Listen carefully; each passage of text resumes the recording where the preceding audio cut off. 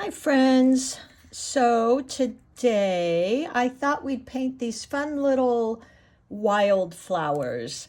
Um, I'm a hiker, and when I go out I see we've got the mustard growing, we've got the lupine growing, we've got lots of greenery popping up and orange poppies and all these beautiful colors. So I thought, I'm just going to share a little bouquet of flowers with you. So what I want to do first off is play with some of the colors I'm going to be using. I'm going to be using all Winsor Newton, Cad Orange. I think this is a really pretty color. We've got a lot of those poppies popping up, no pun intended, and covering the hills with that beautiful orange color.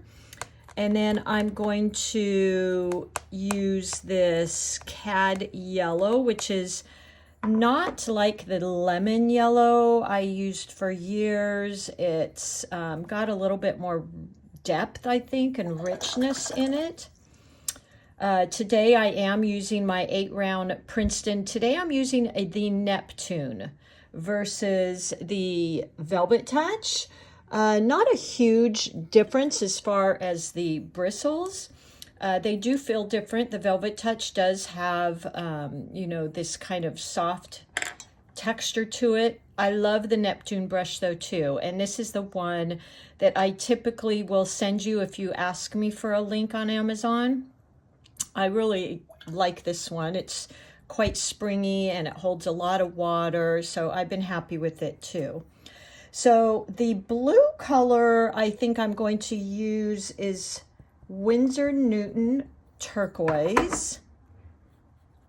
And what I've noticed in painting with Winsor Newton Turquoise is it's quite light. I kind of like it, so I think it goes nicely with these. The last color I'm going to use, I think, is going to be, let's try alizarin crimson and see what that looks like in the mix here. Yeah, I think that's pretty. So these will be the colors I use. This is my little swatch. And then the greens, I'm pretty much always sticking with my sap green and my olive green. I just like those. I think they're really, really pretty. Sometimes I add in this green gold, but for the most part, I stick with these. So that is the sap green. This is the olive green. Really pretty. I like those. And that will probably be the majority of the colors I'm using. Again, these are Winsor Newton, and I will link the colors for you if you like. And then using my Princeton Neptune today. And let's see, my paper is just a student grade 140 pound cold press. It's a regular 8.5 by 11 sheet, not my typical spiral bound. And I wanted to invite you, if you haven't, because I think the biggest challenge in watercolors is the water control. And I just put up a few days ago my water control, I believe I called it Secret Tips, and I think that is a really great one to watch. So if you haven't watched that, maybe watch that and come back again and see how much that helps you. Because I feel like when you get the hang of that water control, you're going to feel so much more comfortable with watercolors and be able to feel like you have a little bit more control over this medium. So this is Cad Orange, all Winsor Newton. This is Cad Yellow. This is Turquoise. And this one is alizarin Crimson. And olive green and sap green. Okay. So let's go ahead. Like I said, this is just going to be kind of a fun little wildflowers. This also kind of reminds me, I did a tutorial on watercolors, easy lavenders. So it's going to be very similar as far as I'm doing a lot of little poking and dabbing and some C strokes. So that's another fun little tutorial you can watch, and it's similar as far as the brush strokes as this. So let's start with our yellow, our cad yellow, and our orange. Let me grab my little palette here. There we go. And let's just start kind of dabbing here. I'm just making these little dabs, moving my brush around. And let's get a little bit more, maybe over here. And then I'm going to go into that with the cad orange, somewhat watery, and just let them blend together. So you're just really dabbing the tip here, just like so. And I'm doing this while the yellow's still wet so that I get this fun, so sorry, I think the top was cut off there. So you get this beautiful blending together like this. Okay, and then I'm also going to go in here while this is still kind of wet with my green and just create some little stems poking out. Just here and there, because I want it to mix a little bit with the wet yellows. Okay, so see how it's kind of mixing because this is wet on wet. Now this is drier,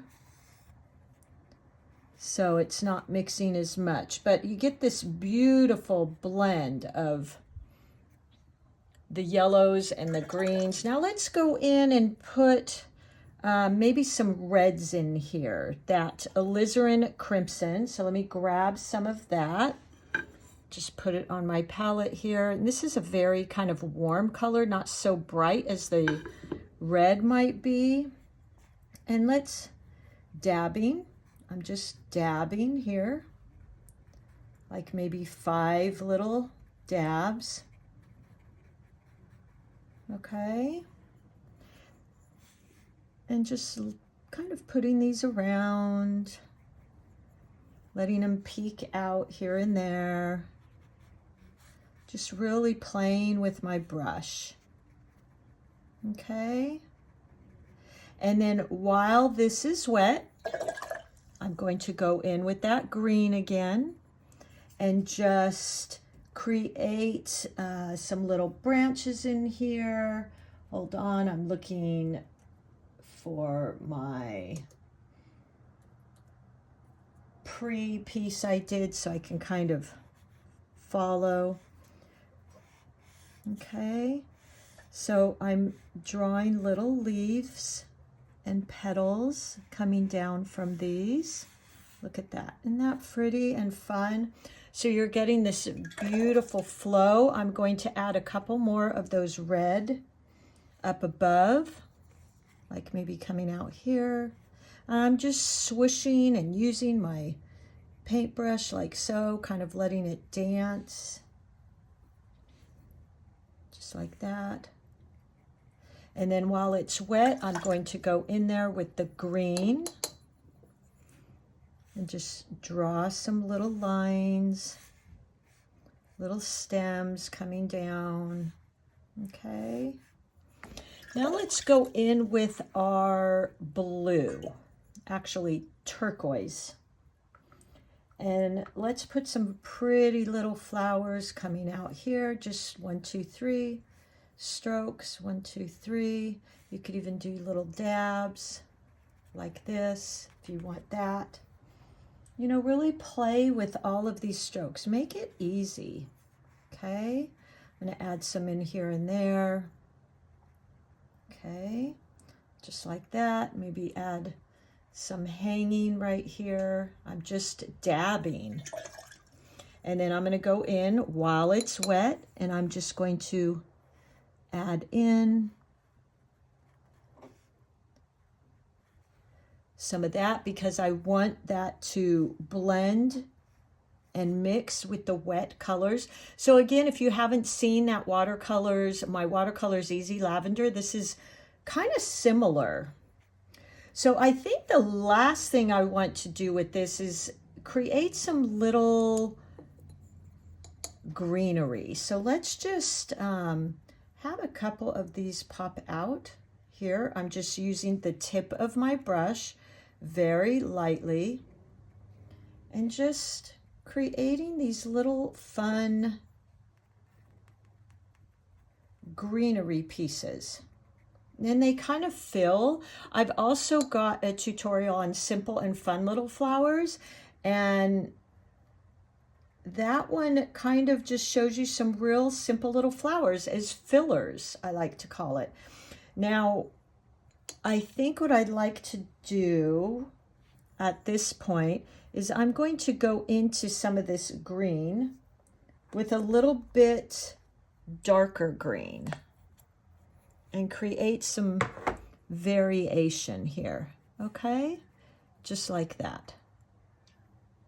So we've got some interest, okay? I think I'll make one right here. And I'm just dabbing. I'm gonna grab some of that lighter green and mix that in there. Just dabbing and filling in, okay? Something like that. Maybe make one right here. Just dabbing my brush. Maybe have one coming out here. This little greenery. These little easy greenery flowers that I taught in the other video I was just referencing, simple and fun little flowers.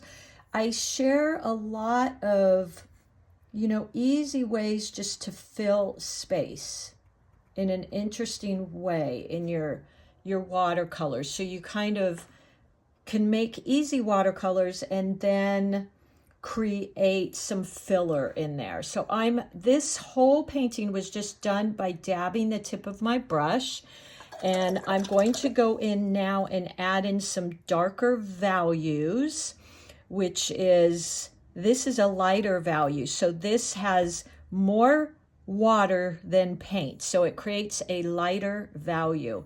I'm going to go in with a little bit darker pigment, so more paint than water. And I'm just going to create some more here, okay? So what you'll notice this does is the darker places, the darker colors will stand out and give your painting this really beautiful three-dimensional type of look. Okay, I think I might go in here with this other green, which I didn't put on the swatch because I think this is a really pretty green as well. It reminds me of what I would call a Kelly green. I think it's referred to, I'll put it in my description, a phthalo green. And it's kind of a bright green. So I think that might be pretty in here. Let's try it out. Yeah, so I think that's pretty. So I'm just going to dot in some more spots. Now what I'm going to do is let's create the leaves. And you know, with these wildflowers, I'm just going to kind of create these long, pretty, flowy leaves. So point, I'm starting with the point of my brush, point, press, and lift up. Okay, so I want these really pretty little soft leaves. Okay, so point, press, and vary your greens. You can use more paint, less color, less water, I mean. So point, press, and draw up. Point, press, and draw up. So let's just keep going with that. Point, press. There you go. Getting all these fun leaves. Now I'm going to go a little bit with a green that has some yellow in it. Point, press, like this. And maybe we'll do a really dark one. Point, press, and make it come out a little bit different way. So really play with these. Point, press, like this. Have the leaves intermingle. Now I might just add a very watery version of the green, so a very light value in the background here. Point, press. And what that does is, because it's so light, it looks like it's in the background. I do this a lot in my paintings, and I think it creates such beautiful interest. So let's do another very light value.